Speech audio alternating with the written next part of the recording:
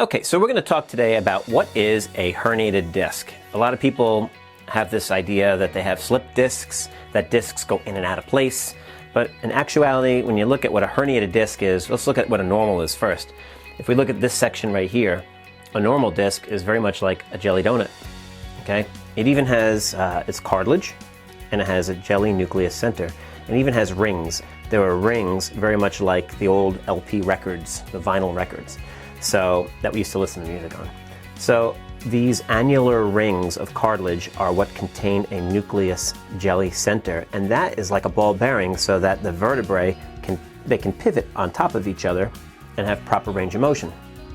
So when we have unequal forces on the vertebrae because of subluxation, what happens then is that the jelly has a lot of pressure on it unequally, and then the disc can sometimes take some damage.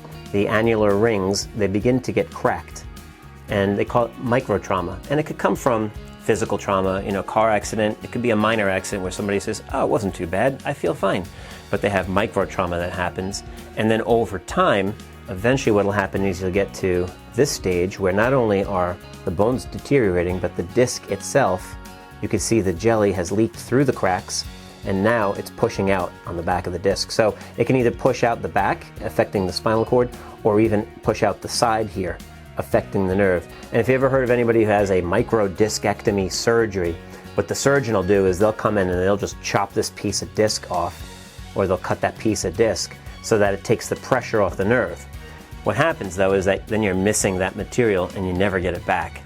In chiropractic, we like to prevent that, at least if we can, by doing the proper spinal adjustment and helping to realign the structure and distribute the forces evenly so that the disc can help heal itself. And that way you don't have to have surgery. But sometimes it's necessary.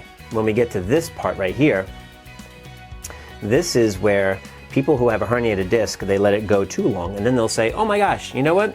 Whether it's my arm or my leg, wherever the herniated disc is, all of a sudden their back pain, their neck pain, it goes away. And they go, how did it go away? I didn't even do anything, it just went away. Well, that's because there's a minimal amount of disc material pressing on the nerve at this point, because it's what they call a sequestered disc. It's literally like a bubble that popped. Okay? You pop the bubble, the jelly comes out, now there's no more pressure, but now you're left with a worse situation where the disc is totally degenerated. And you can see there, it's just flat, it's just remnants of the nucleus.